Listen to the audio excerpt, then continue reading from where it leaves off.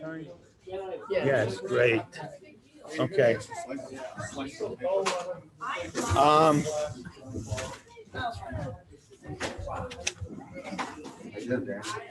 Hey, how are you? Good to see you, Jack. Sure. That's all right.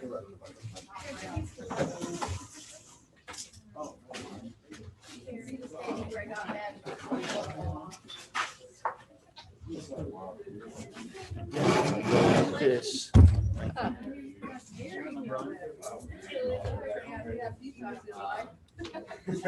How is it set up? Like if you hit me with it? Okay. That's good.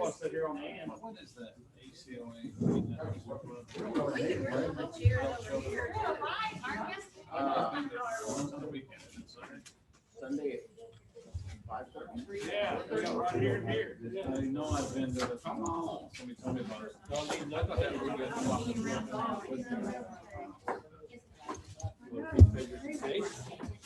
yeah. Yeah. Oh, hi. How are you?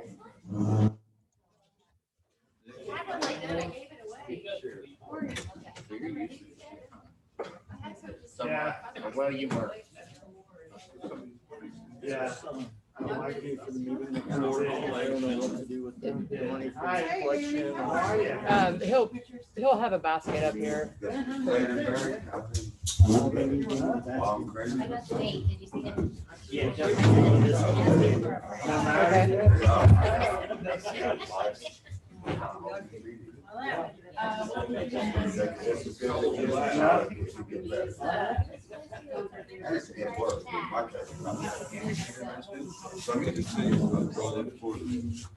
We're out of town last week. Oh, you want it? Oh, okay. Cool. And I like he was half German Shepherd. That's Janine. Danny, this is Janine, my wife.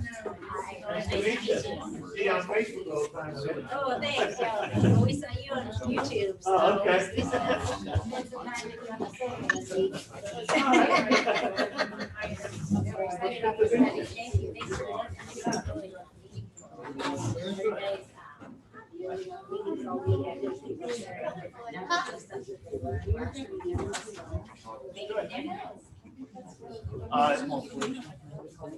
Yeah, let's see here. You gotta. What meeting?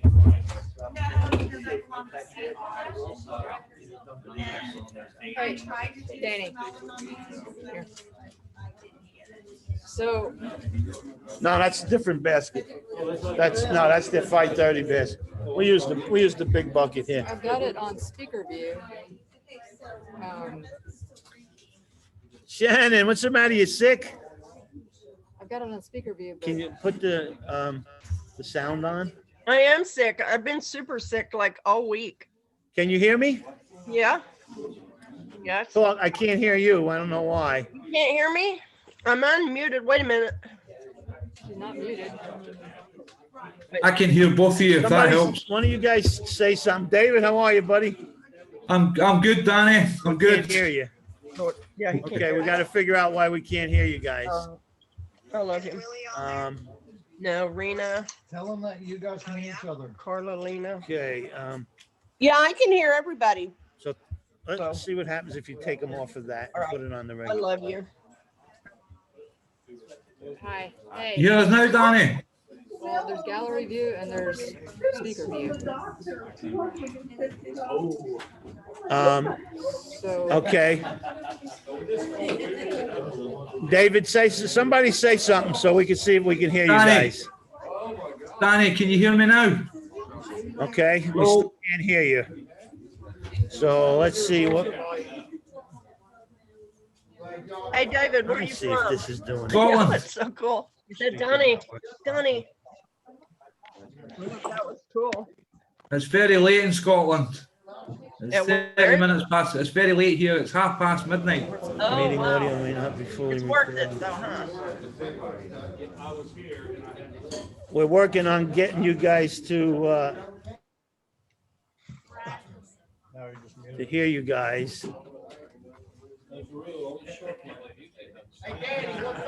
Lynn, how you doing, pal? Let's see.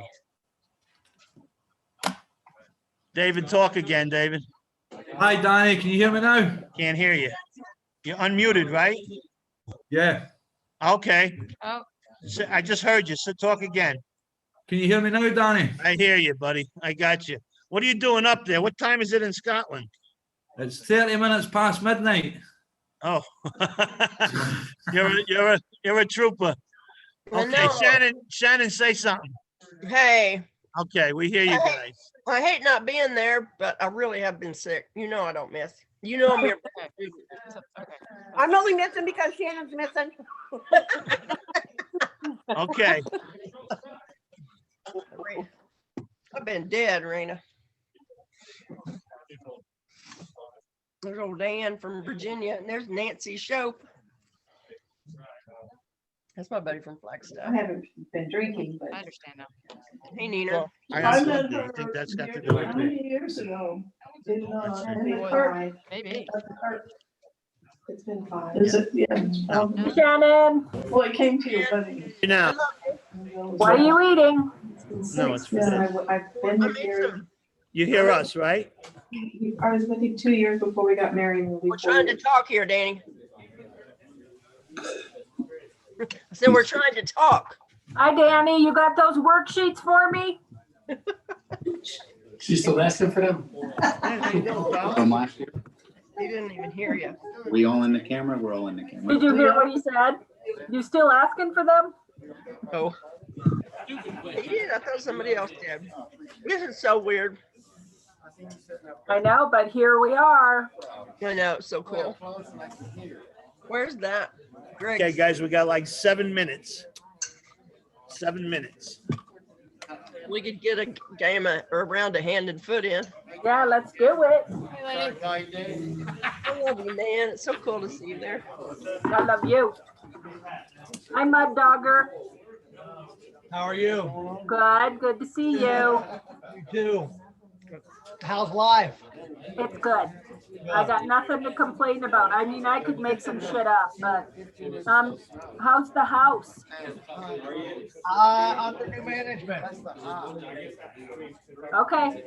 Yeah, it's all good though. Awesome. It's good to see your face. You too. That got old pretty quick. It's old pretty good. I bet. Yeah, it's really hard. Is that men's house still in Flag?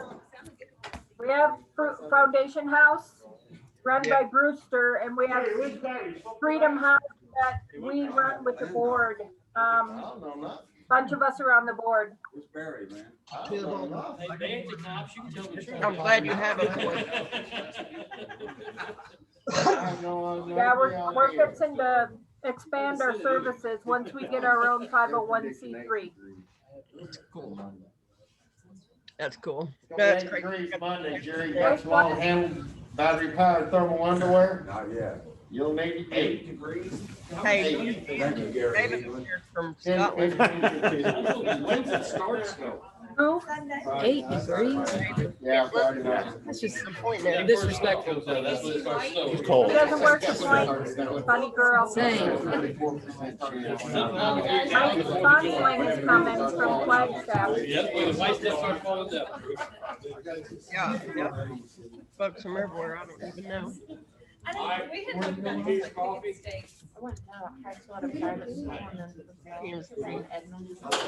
gotta focus though, cause like John Marshall read you. looking around. Get a pen. Yeah, I got my cigarette here, but I gotta yell.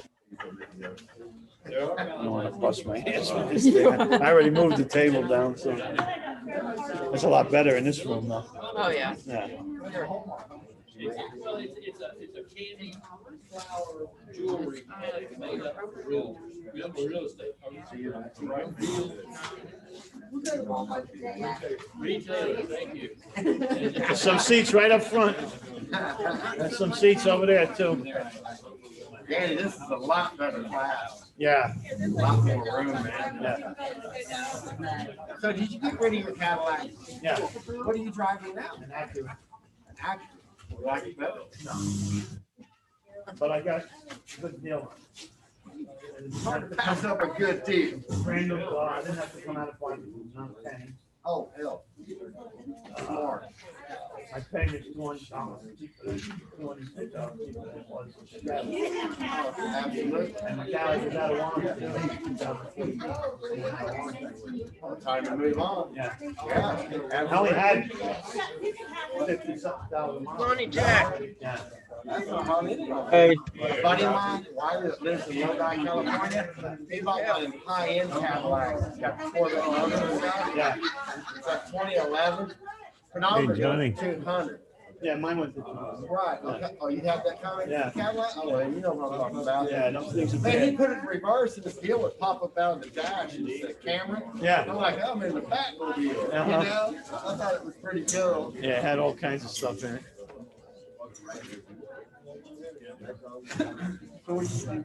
There's Barry Haynes.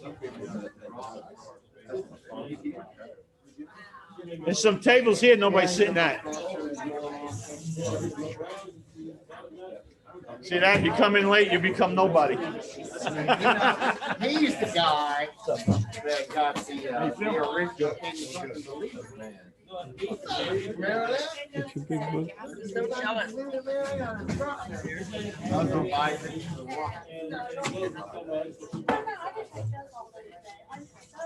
Hello, how are you? Good. Hi, Danny. My friend Shannon. There's some table space over here if you want. Funny blue glasses right there with the hat. Or if you want, there's little folding tables in the kitchen. You can put one there I for said, yourself. I know from Flagstaff. All right. Hey. Having a bad Shannon hair used day. to live here. I know, I miss. You ever see Diana? I've been sitting here staring at you like a freaker for like 20 minutes. Not at all. And you're like, Nothing in here. you're like this. I'm not gonna Get on my look mind. I could So Facebook. Lindsay's trying to That's the move only reason I home. came tonight, girl. So I can do it. Yeah. Yeah, we're better off there. Little things. Yeah.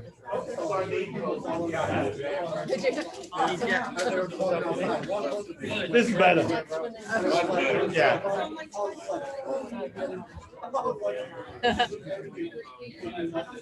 All right. There's some couple of seats here with the table if you want.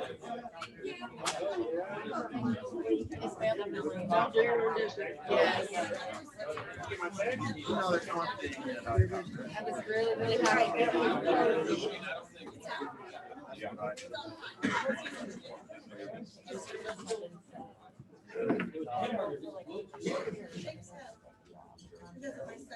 Debbie's the Zoom on right now?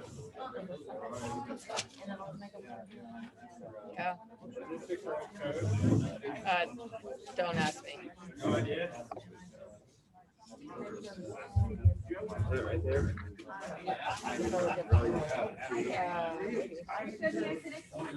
Where is? No idea. I don't know.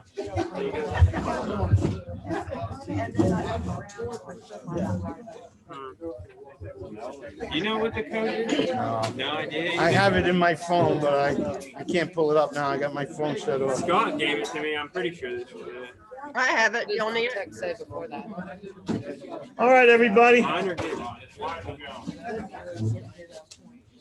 This is my buddy who's trying to get on. So I sent him that. Yeah. Let's go ahead and get started. What do you want to do? All right, you want to turn Trying me to here? send it to everybody. Little house cleaning real quick here. All you guys online, I apologize, but last week we didn't know what we were doing. We still don't know what we're doing, but if you went and looked on YouTube, your pictures were all on there. So hopefully we've rectified that, but we'll see what happens tomorrow when we put it online in the recording. If your pictures are still on there and you don't want to be seen, You don't want to do it in notice here, it's babe? going all over the world, so just Okay. take your face out of the picture You want? there. Do you have my book and I stuff? don't know if we fixed it or not. Mute, Lonnie And, Jack. There's a bunch of people. We got one guy from Scotland. David, you're up late. Sorry. So, all right. Okay, everybody. So, if anybody wants a tape,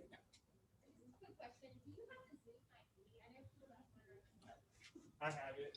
I can give it to everybody. Yeah. And I was going to tell you guys, there's those little square folding tables in the kitchen if you want to put it up so you have a table in front of you. Go right there and go ahead and do that. Okay, so if you missed last week or going forward, if you miss a week, you need to go on to YouTube, go to Danny Falcone 2021, and you'll be taken to this class, this recording. I should have it up by tomorrow, by the next day every week. Okay, it's important that you catch up and you don't fall behind. Don't go Danny Falcone Big Book Study because it'll take you to last year's class. Okay, and you might really get confused then. So even though it's the same stuff, it's kind of different. All right. So last week we talked about a bunch of stuff. I want to just go back over a couple of things that I know we talked about the 3 parts of recovery. What is the problem? What is the solution? What is the program of action? And if you go to page 19 in your book,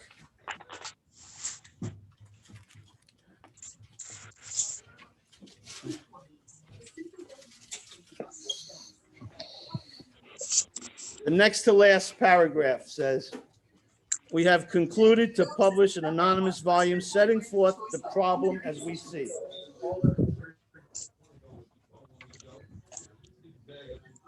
And then go to page 42 in your book. Can everybody on Zoom, can you guys all mute if you wouldn't mind, please? Yeah. The next to last paragraph again says, then they outlined the spiritual answer and the program of action, which 100 of them had followed successfully. So that's where we get in the book where it talks about the breakdown of the 3 parts of the recovery part of the program. I just wanted to clarify that.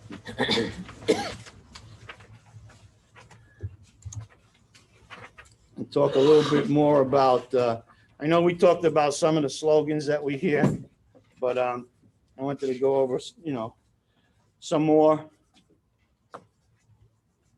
One of them you hear all the time, that the steps are only suggestions. Yes. Hey, will you spell Falcone for me real fast, please? F like Frank, ALCONE. Thank you. Mm-hmm. The steps are only suggestions.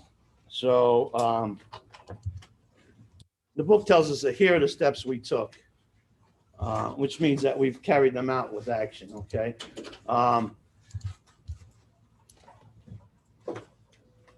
And I got another suggestion for you if you think that there's suggestions. Like if you're going to jump out of an airplane, I suggest you put a parachute on. But you don't have to, of course, but it's only a suggestion. So those are the kind of suggestions that when they talk about that. Whoever got up first today has the most sobriety. I don't think so. I got up at 6:30 this morning, but I don't know what time you got up, but if you haven't been sober over 30 years, you don't have more sobriety than I do. Time counts. This I must earn. Time, T-I-M-E. Relapse is part of recovery. No. Relapse is a lack of recovery. It's not part of recovery. I came into the rooms November 21st, 1991, and I am still here to this day continuously. Now, it doesn't mean that if that's not your journey that you're wrong or bad. But to tell people that recovery is, relapse is part of recovery is not what our message is about. Our message is quite opposite of that. Here's a good one. I'm right where I'm supposed to be. Maybe. Maybe you ought to get off your ass and do something, and you'll be someplace else. Meeting makers make it. That's a good one. Meeting makers make it. Unfortunately, that's far from the truth. The national statistic today in Alcoholics Anonymous is around 15% of the people that participate in recovery stay sober. So that means 85% don't. And out of that 85%, probably 80 or 90% of them go to meetings regularly. So this program is not for those that want it, because we don't have enough room. And this program is not for those that need it, because we certainly don't have enough room for that. You know, I know a lot of people that like to be sober if they just didn't have to stop drinking. But what this book tells us is that this program are for those that are willing to go to any length to get it. That's what the book says. So, and I say that because some of these slogans are not that they're horrible, but we need to be careful what we say to people, because we get these newcomers and we get them really confused. And it's our responsibility to pass on this message. You know, we tell newcomers things like, don't judge anybody.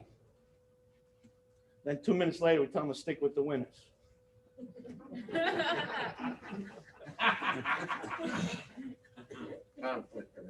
Yeah.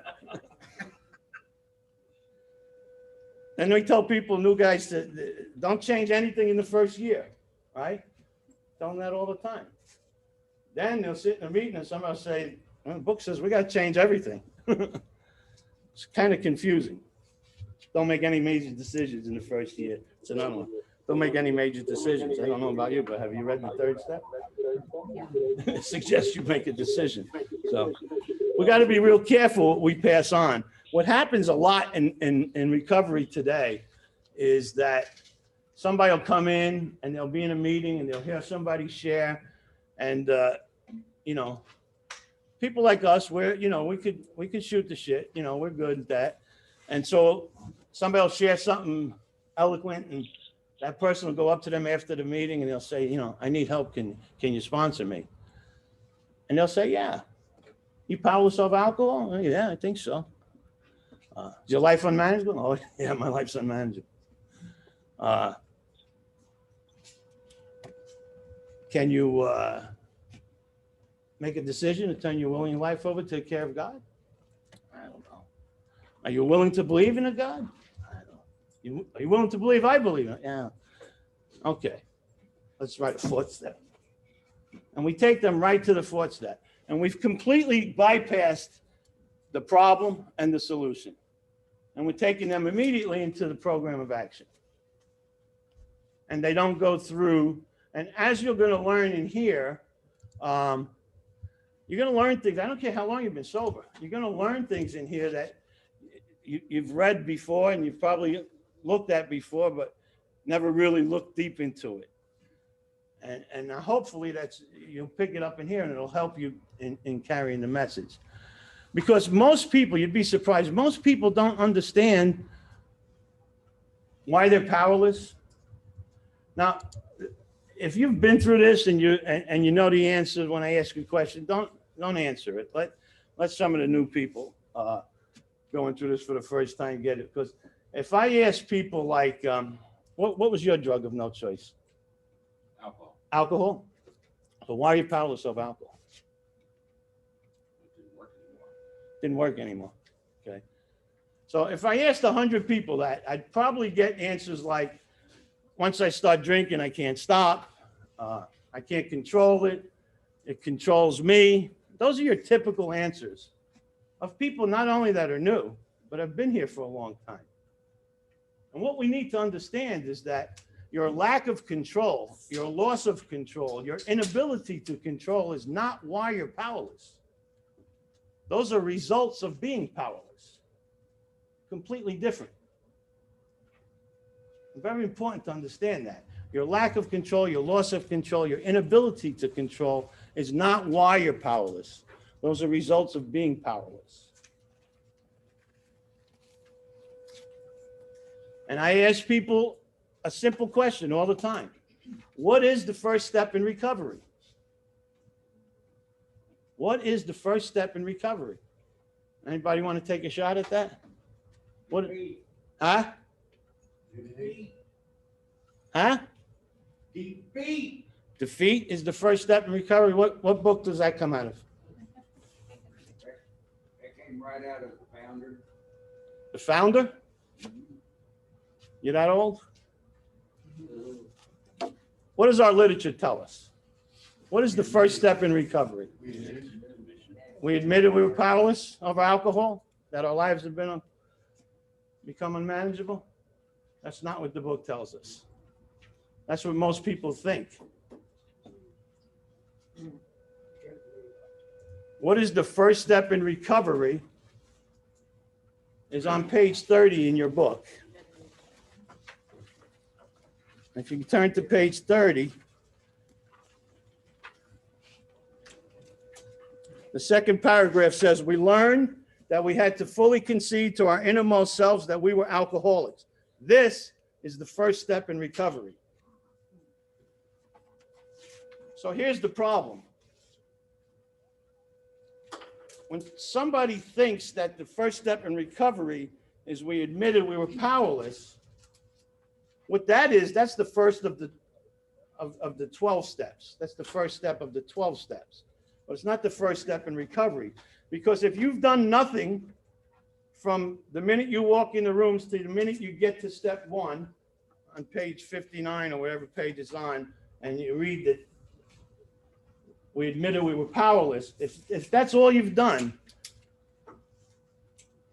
then you haven't done any work on the first step and you haven't learned anything. Because agreeing to the message on page 59, step 1 of the 12 steps, agreeing to that is not the first step. And all you can do is agree with that saying. We admitted we were powerless for alcohol, dash that our lives have become unmanageable. All you can do is agree with that. But over here on page 30 is telling us that we learned, which means we didn't know. We had to learn. We learned that we had to fully concede to our innermost selves that we were alcoholic. And then it's telling us that this is the first step in recovery. And so what that means is when we get to learn that, and you're not going to learn it tonight, we're going to learn it as we go through the first step. You will learn it by the time we're done with step 1. You will understand the truth about yourself. And then once you've learned that, and once you understand the truth about yourself, when you get to page 59 and you get to the first of the 12 steps, and it says we admitted we were alcoholic, now you can agree with that statement, but understand why you're agreeing with it. Now you get it deep down into from your gut. Right now, if you just take a newcomer there, all he's doing is intellectually agreeing with the statement that's in the book. We admitted we were powerless. You're powerless? All right, yeah, I'm powerless. Is your life unmanageable? Yeah, my life's unmanageable. Okay, let's go to the second step. Right. No, you didn't do nothing in the first step. You haven't learned to fully concede to your innermost self. That is the first step in recovery. Does that make sense to you, what I'm saying? Yeah. Anytime you got a question, just raise your hand. Because I want to make sure that we get this, we understand this before we move on to something. So it's our job to take these people through the process. And somewhere in our literature, I think it's the 12 and 12, talks about the first step is the only step we have to do 100%. You've read that before? It doesn't seem like 100% if I ask you if you're powerless and you say, yeah, and I say, okay. No. That seems about 0.5%. Yeah. Now we got 99.5% more to get to before you've done it. I have a question. Yes. So when we learned we had to fully concede, what type of questions would you ask yourself to fully understand if you cover that? Good question. I'm going to repeat it so they can hear it on the recording. You want to know what kind of questions do you have to ask yourself to know that you fully understand that? And the answer to that is going to be in the next 6-7 weeks here. We're going to learn that. Okay. And when you learn, when we're done with step 1, you will understand the truth about yourself. I promise you that. And I'm going to promise you something else too. Once you understand the truth about yourself, you'll never, ever be able to drink or use on the truth again. Yep. You'll buy a lie. The only way you'll be able to drink or use after that is to buy a lie. Block yourself off from the truth and buy a lie. But once you understand the truth about yourself, you can't drink no more than that. You have to change your life. But there's a lot of little things that, what is this whole first step about? What is the disease concept? You know, what am I dealing with? And what does it really mean to be powerless? What does unmanageable mean? You know, like in the first step itself, we admitted we were powerless over alcohol, dash, that our lives have become unmanageable. People forget that dash and they say, and. It doesn't say and. We admitted we were powerless over alcohol and our lives, it doesn't say that. There's a dash in there. And if you're familiar with the English language, a dash in a sentence means it's the same sentence, but it's two completely separate thoughts. It's separating, that's what a dash means in the thing. So it's completely separate. I'm sober a long time, but I'm going to tell you, my life is still unmanageable each and every day when I wake up. And that's why it's necessary for me to make the connection with God each morning. Just because I'm not powerless over alcohol anymore, but my life is still unmanageable. So they're two completely separate different things. And to say we admitted we were powerless over alcohol and our lives have become unmanageable is incorrect. That's insinuating that my unmanageability is a result of my powerlessness. And it's not. My unmanageability is a separate issue. My powerless is one thing, and my unmanageability is another thing. Does that make sense? So I know I didn't answer your question, but I will as we go on. Rather, I'll have you answer it yourself when you study here. You'll see the difference. Okay. So let me just see, make sure that we didn't leave anything out here. Oh, the book, we talked about it being a textbook, right? And let me back up a minute. A little while ago, I said to you that the national statistic today is around 15%. That's what people coming in and really trying to get sober, about 15%. You know, sometimes some places maybe higher, some places lower. Is that with drugs and alcohol or just alcohol? It's with people coming to Alcoholics Anonymous and really trying. Oh, okay. So the program. It's the program. It's not the substance. Okay. You can fill in the blank with the substance. By the way, I know there's a lot of people in here that have been sober a long time. You need to figure out this week or next week what you're going to work the steps on. Because as we go through this, we'll work the steps on whatever you're working the steps on. Okay. And it works for everything. But going back to what we were just talking about is, so if you look at, can I borrow your book, please? Yeah. If you go forward to the second edition, actually, let's look at something. If you go forward to the first edition, which came out in 1939, you'll see that there's 100 men and women who have recovered, right? And then if you shoot over to the second edition, which came out in 1955, if you look down to the second paragraph, you'll see that there's 150,000 people that have recovered. And then if you go over to the third edition, you'll see that there's over 1 million people. And the fourth edition is over 2 million people. I'm not sure when the fourth edition came out, but in 76, the third edition came out. So we went from 100 people in 1939 to 150,000 in 1955 to over 1 million in 1976. And what's the message there? That it works. This shit works. Yeah, this shit works. But go forward to your second edition for a minute. The next to last page, Roman numeral 20.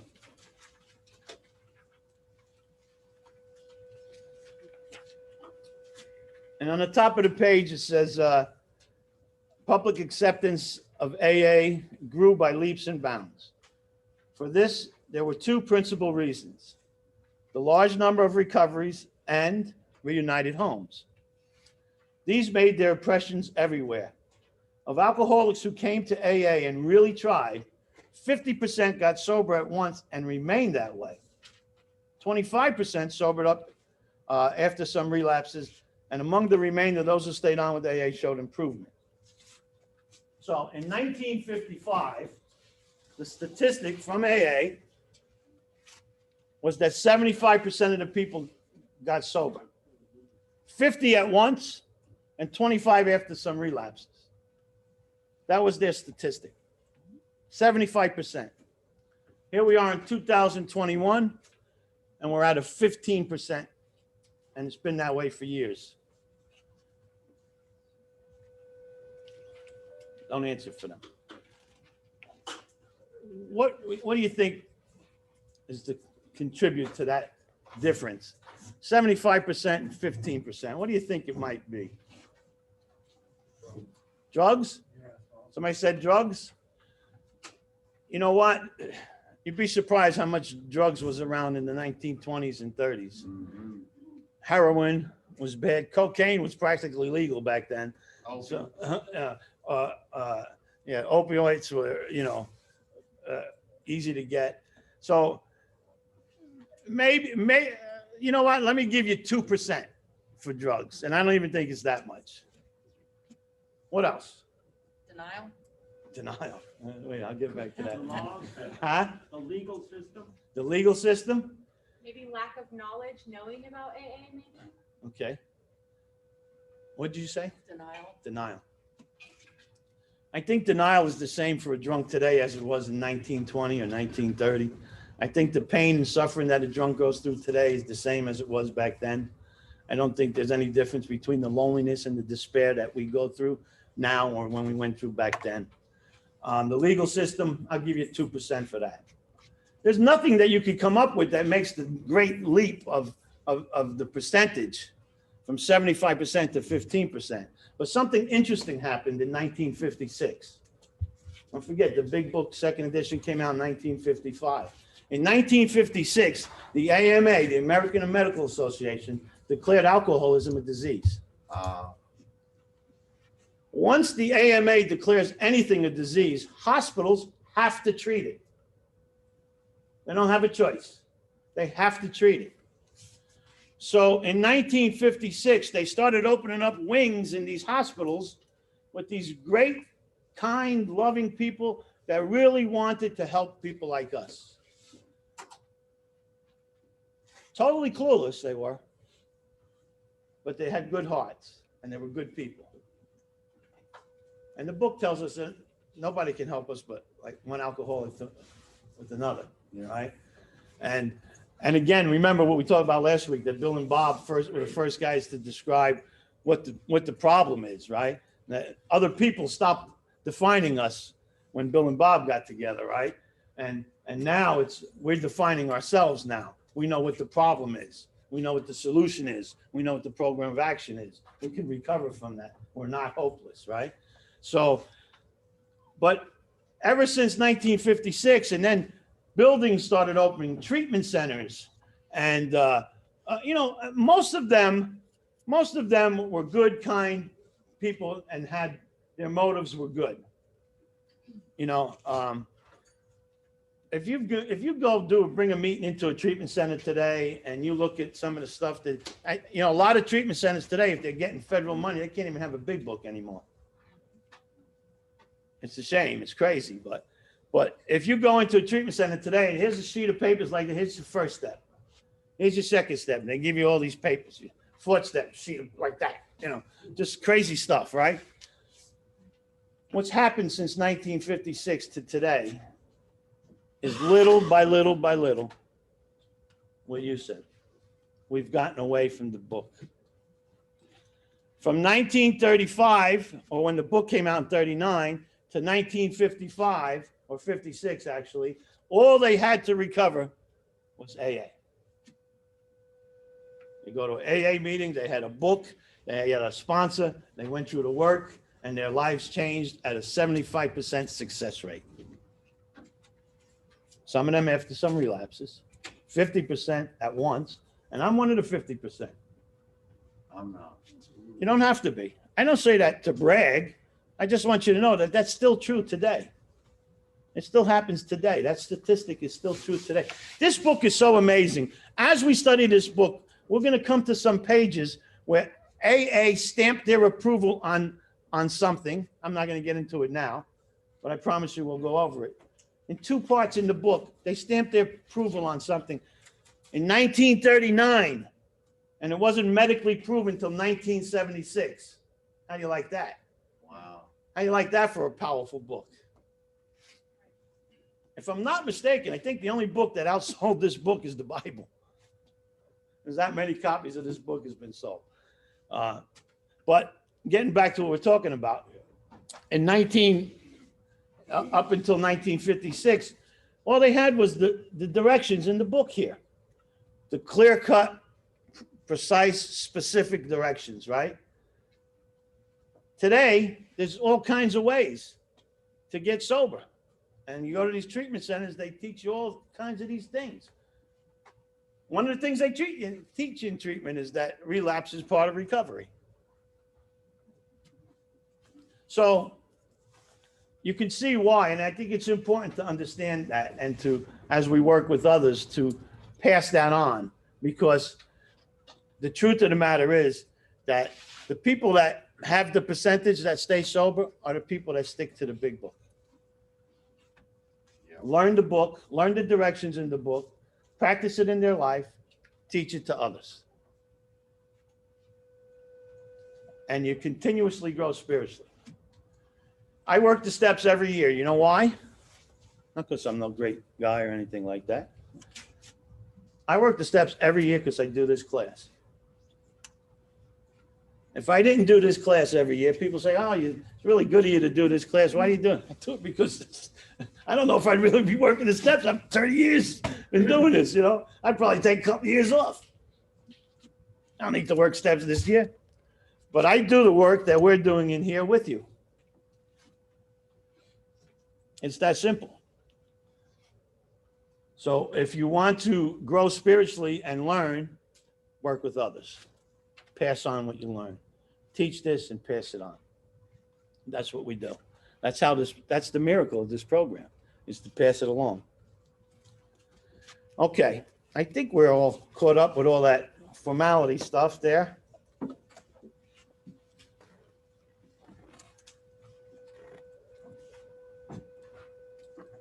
Anybody remember the set aside prayer? Let's do that again. Dear God, help me set aside everything I think I know about this program, about the big book, about the fellowship, especially about you, God. So I may have an open mind and a new experience with the program, the big book, the fellowship, and especially you, God. Amen. So that puts us into a good frame of mind. Anybody got any questions on anything we talked about? Anybody need to say anything? Yes. Where can I find that prayer? Right here. Dear God. Well, I want to. Google it. I don't want to take up everybody's time. Maybe, Yeah. Can I get with you after the meeting? Yeah. Okay, awesome. I mean, I wrote this one down, but I every time I write it down, I say it a little different, but you can have that. Well, thank you. Yeah. I just wrote it down so I remember to say it. It's just a good prayer to let me know that I need to have an open mind and be teachable and not focus on what's already in my book highlighted, but what I might be able to learn from the blank pages. Okay.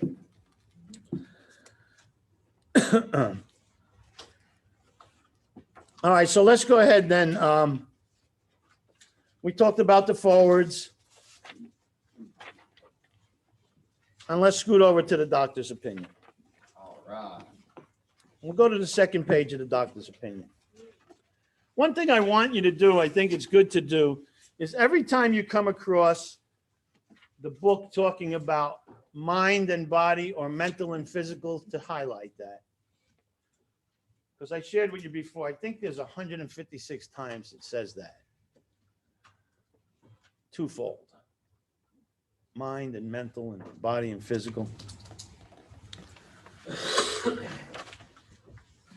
So the first page is like kind of an introduction to the doctor, and on the second page he says the physician who at our request gave us this letter has been kind enough to enlarge upon his views in another statement which follows.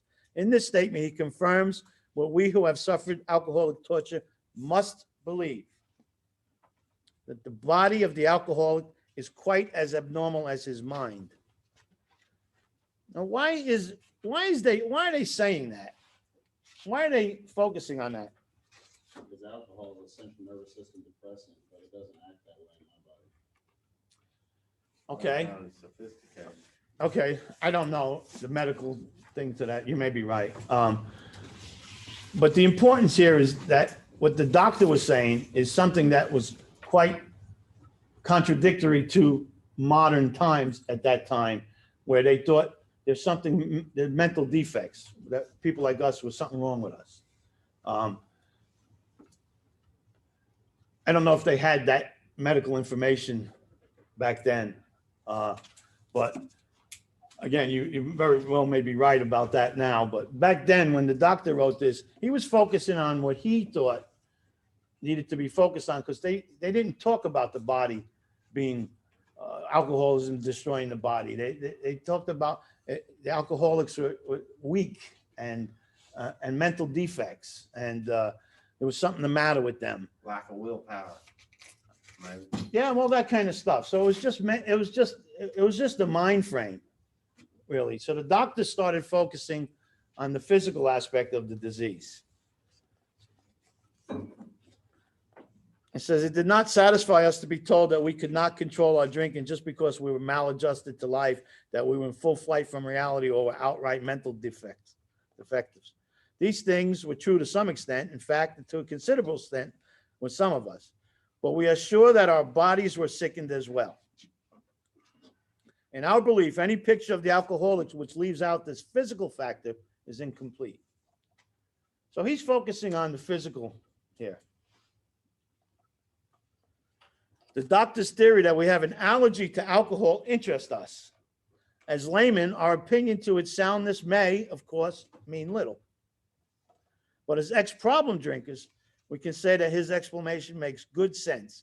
It explains many things for which we cannot otherwise account. Interesting. You know what's also interesting? As we read the doctor's opinion, we're going to see that the doctor focused on the physical part, calling it and referring to it as an allergy rather than an addiction. Even though he was a doctor for an addictive addiction place, he looked at alcoholism as an allergy. We're gonna hear that over and over again as we keep reading. But I find that really interesting. Does anybody here know the difference between an allergy and an addiction? I'd say addiction is the obsession of using, and the allergy is what happens after you've used, the reaction. No. But no, let me go over it for you. So anybody ever known a heroin addict? Okay. Or an opiate addict? Okay.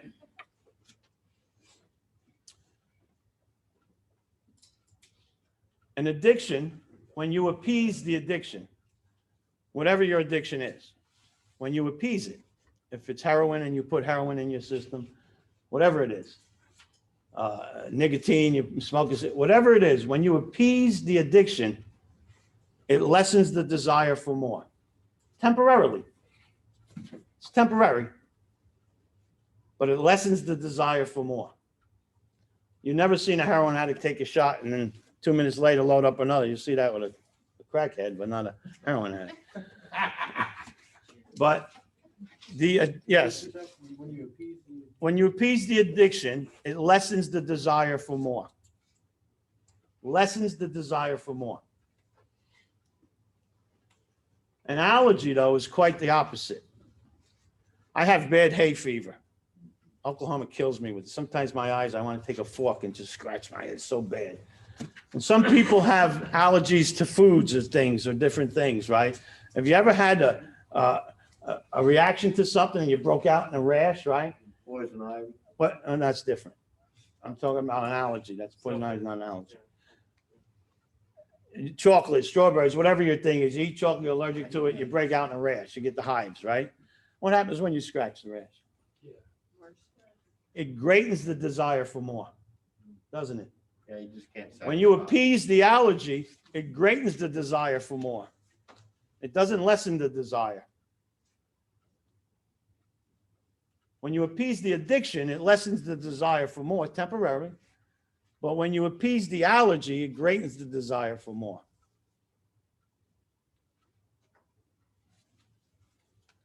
So the doctor is calling what we have an allergy. And Bill says that interests us.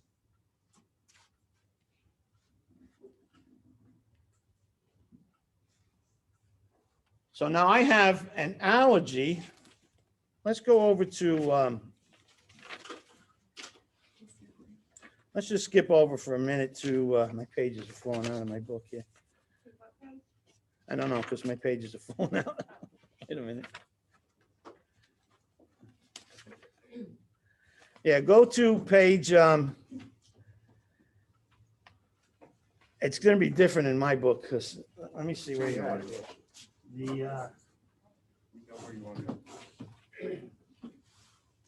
I do not hold. We're looking for the here. Bottom of page, Roman numeral 29. XXIX. XXIX. Yes, I do not hold with those who believe that alcoholism is entirely a problem of mental control.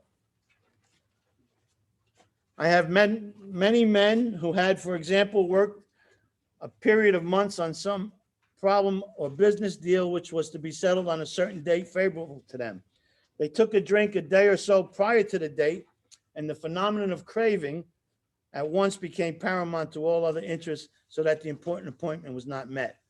These men were not drinking to overcome. These men were not drinking to escape. They were drinking to overcome a craving beyond their control. They were not drinking to escape. They were drinking to overcome a craving beyond their mental control. Very interesting.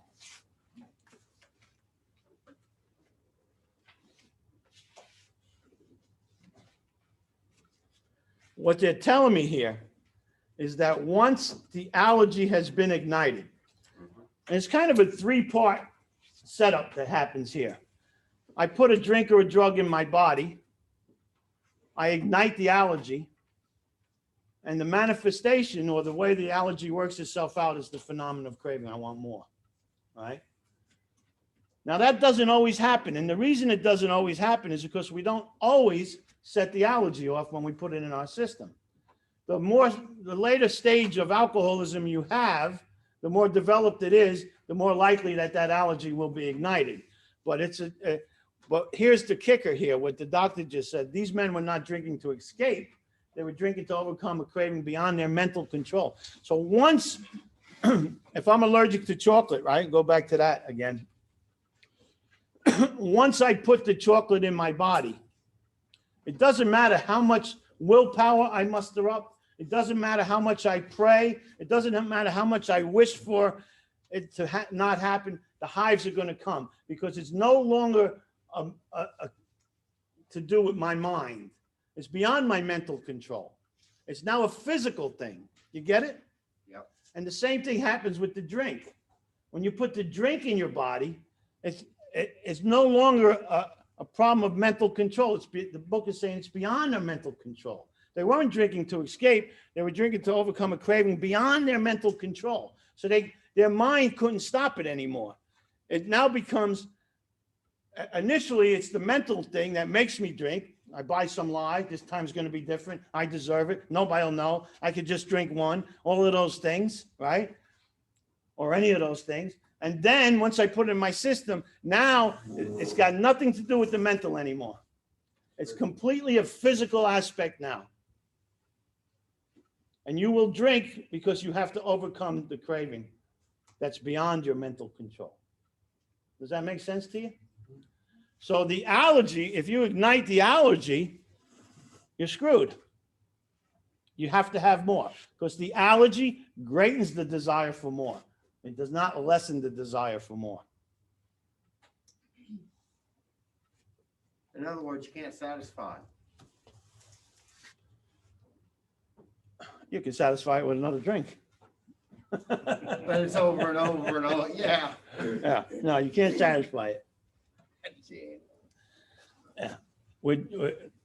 These men were not drinking to escape. They were drinking to overcome a craving beyond their mental control. No more. It's no more of the mind. The mind has nothing to do with it anymore once it's in your system. So now, likewise, though, I deal with people all the time, and and they'll talk about, oh man, I'm craving to drink bad. And I go, really? How long have you been sober? 3 months. Huh. You're not craving a drink. Yeah, I'm craving a drink. Bad. No, you're obsessing on a drink. They say, I don't give a shit what you call it. I want to drink real bad. Yeah. I go, well, it does make a difference because you have the ability to change your mind. May not be so easy, but we change our minds 100 times a day, don't we? I'm going to wear these pants, no, I'll wear these pants. I'm going to eat here for lunch, and I'll eat there for lunch. I'm going to go over here. I'm going to I'll go over there. We change our minds all the time, all day long. Now, of course, it's not as easy to change your mind about a drink or a drug as it is to what pants am I going to wear? But it's the same concept. It's the same process, changing your mind. And there's tools that we learn how to use.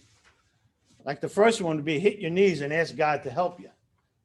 And the second one would be go grab somebody that's in recovery, call them up or run to them. Get your ass to a meeting. If no meeting, get your ass to someplace safe. And I always tell people to do 3 things. And I promise you, when you work with other people, if they do these 3 things, 99.9% of the time, they will not drink or use. And it's real simple. Talk about it, write about it, pray about it. I want to get high real bad. Okay, do me a favor. Just write down on a piece of paper real quick, 2 minutes. What's going to happen to you if you do that? Then hit your knees and ask God to help you. And you've already talked to me about it. So you talk about it, write about it, pray about it. You allow the miracle of the program to work in your life by giving it that little bit of time. Now, if you talk about it, write about it, pray about it, get off your knees and go get a drink or go get a drug, then you've just been bullshitting yourself, which we do quite often, don't we? So, but that little 3-step process, that little thing helps. It helps us to in times when we might otherwise drink or use. All right. So are you straight with the difference between an addiction and an allergy? Does that make sense to you? Is everybody okay with that? Anybody want to talk about that?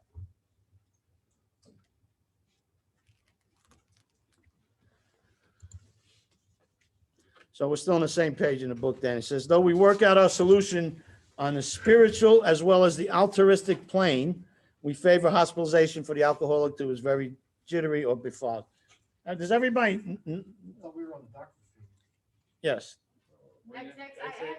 Oh, no. We're going back to the beginning, Dr. Spring, where we left off before. We shot over there for a minute. Huh? So we're on the bottom of the page that has very truly yours, William D. Silkworth on it. It says, though we work out our solution on this spiritual as well as the altruistic plane. Does everybody understand what altruistic means? Selfless.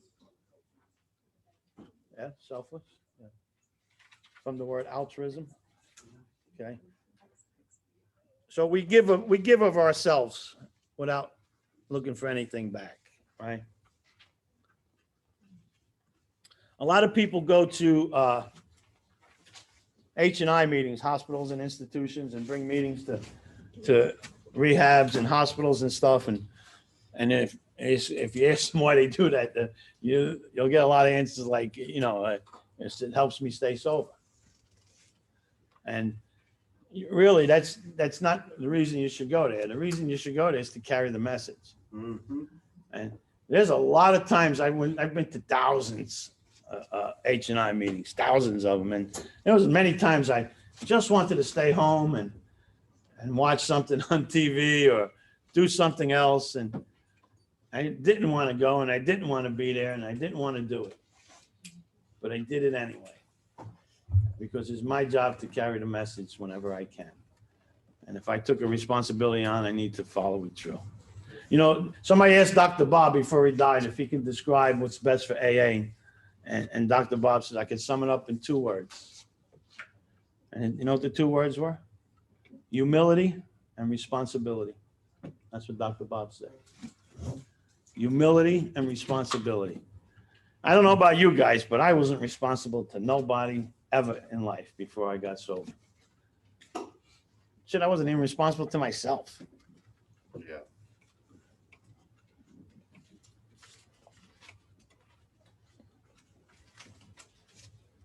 Humility and responsibility.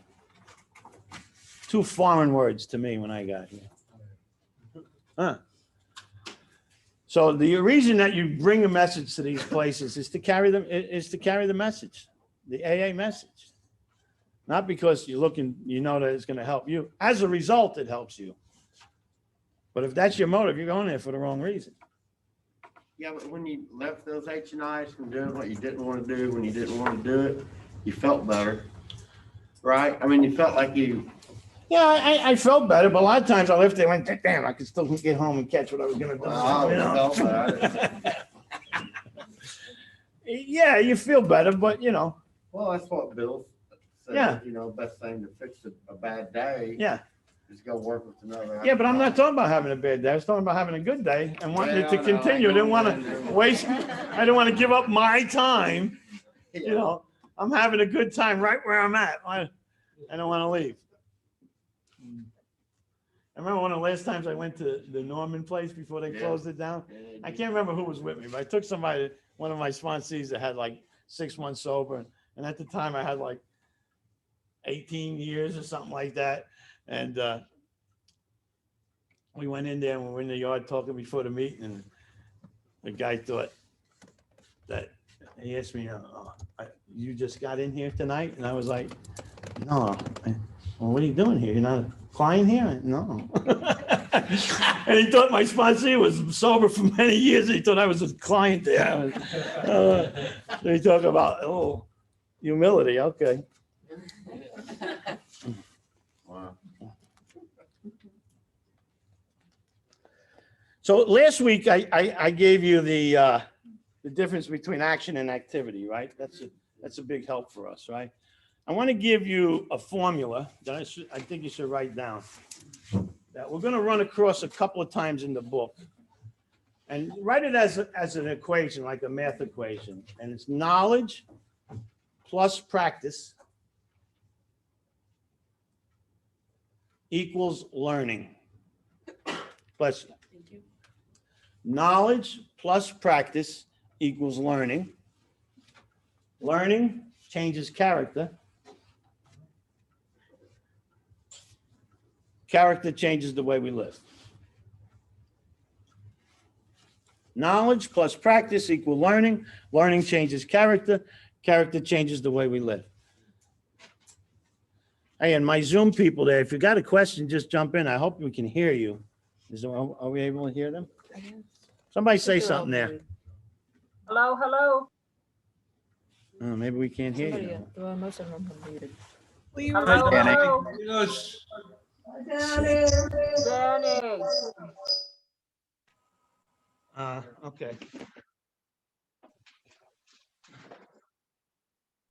Is Shannon still on there? Donnie, can you hear Dave, you us? still there? Dave, Scotland? Yeah, I'm still here. Can you hear us? Hello. I'm here. We're here. We're here. We're here. We're here. We're Can we here. hear them? Greg, anybody, somebody say something so we know you can Hello, Donnie, hello, can you hello. hear us? We can't hear them again. Hey, Danny. Okay. I hope you didn't have Turn any your questions. volume up. What are we talking about? Now we can talk about him. Yeah, knowledge plus practice equals learning. Learning changes character. Character changes the way we live. We'll find that formula in the book 2 times. The first time is going to be in how it works.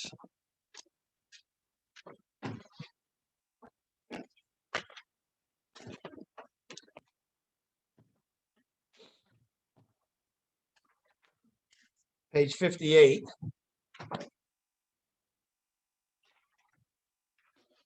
First paragraph, it says,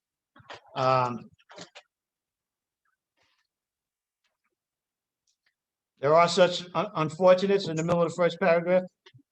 They are not at fault. They seem to have been born that way. They are naturally incapable of grasping and developing.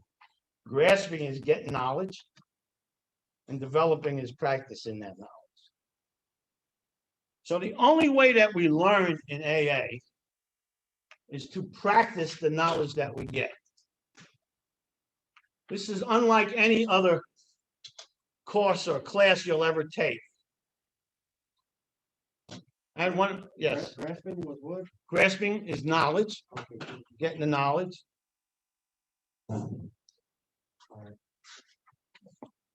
And developing is practicing the knowledge. The next one we'll wait for, it comes in like around step 10 stuff. So it's the same thing again. But the important thing to know is that here in AA, we only learn by doing. We don't learn by reading and gathering, making notes and getting all this information. All this information means shit.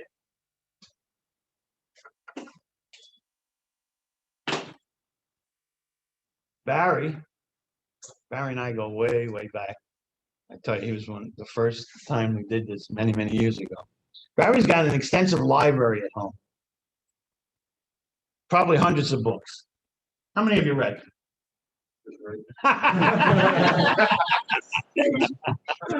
But he's got an impressive library, though. Gathering the knowledge means nothing unless you do it. In AA, it means nothing unless you practice it. Okay? So we have to practice it in order to learn it. But if you go to like school or something, you take a class, a college course or something, and you study and you get it, and you take the test and you pass, you got it, right? But not here in AA. The only way we learn is to practice the knowledge that we get. To grasp and develop a manner of living. And when we get to the next one that says the same thing, you'll see it's on a different level. It's more advanced recovery, but it's the same thing. Knowledge plus practice equal learning. All right, anybody got any questions on anything? Questions are good, guys. No? Okay. Let's go over to, we'll skip 2 pages of the doctor's opinion. Go over to the page that begins with "We believe" and "so suggested." The doctor's opinion, top of the page. What page is it? My book is different. So. There's XXVIII? Yeah. Okay. So it says, "We believe, and so suggested a few years ago, that the action of alcohol on these chronic alcoholics is the manifestation of an allergy. That the phenomenon of craving is limited to this class and never occurs in the average temperate drinker." That's an important statement there. Mm-hmm.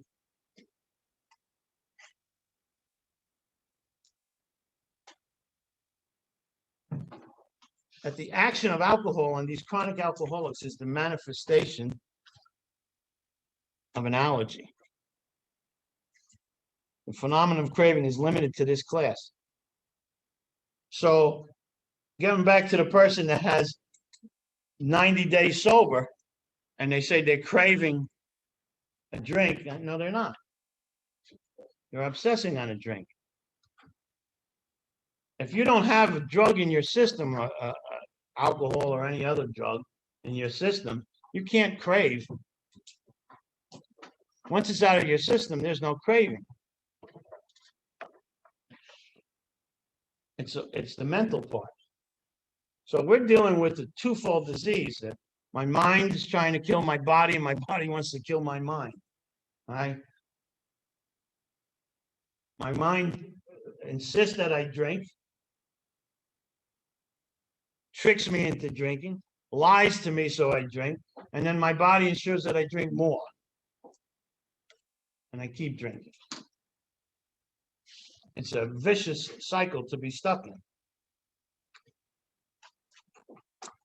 So he says these allergic types can never safely use alcohol in any form at all. Never. And once having formed the habit and found they cannot break it, once having lost their self-confidence, their self-reliance upon things human, their problems pile up on them and they become astonishingly difficult to solve. I have a question. Yes. What's he mean by habit? Habit. Like, once he's formed the habit.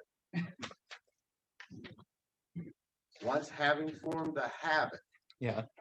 What's he mean by the habit? Something that you keep doing. Okay. It's something that you keep doing. It may not be because of an addiction yet. Okay, but it could be going to happy hour every night, and then eventually you stepped over that invisible line, and now it's gotten to where once you do it, you can't control it at all. Yeah, a habit is everything that you do all the time. It becomes habit, right? Mm-hmm. Yeah. Which is a good point, Lynn, because later we're going to realize the only way to get out of this stuff is to make new habits for ourselves. Well, we got to counter our old habits with our new habits. All right, so anybody else got a question? We'll just leave it off at there tonight. We do need help folding the tables and putting them against the wall there. Oh, and the basket. Can somebody pass? Here. Anybody got a question on the basket? 15 months. I was gonna say, yeah. Hold on, guys. Guys, please. The reliance upon things human. Good question. So in other words, you're going to have to tap into a power greater than yourself. You're going to have to tap into some type of, we're talking about God. Yeah. Okay. Yeah. So you're going to have to, because the reliance upon things human don't work. Human power doesn't work. All right, basket's going around. Anybody else real quick? I have a question. Yes. Question on the internet. So the allergy versus addiction. The allergy part is a little hard for me to understand because if I know I have an allergy to something, I tend to stay away from it. So are you just kind of mentioning the reaction part of the allergy? Yes. Or... Yes. Yes. Okay. I try to stay away from hay fever, but it doesn't work. I get it, and it's easier to stay away. If I was allergic to chocolate, it's easier to stay away from chocolate, but it's impossible to stay away from pollen and all those other things, So I have there's all kinds of allergies. But the point is the reaction that it is. The allergy greatens the desire when you appease it. Okay, thank you. Does that make sense? Yes. Good question. All right, guys, thank you. See you next week.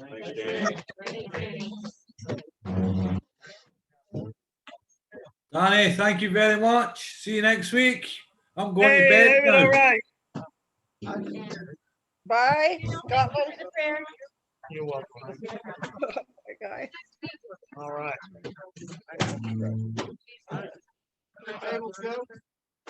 We're gonna fold them against the wall in the hallway over there.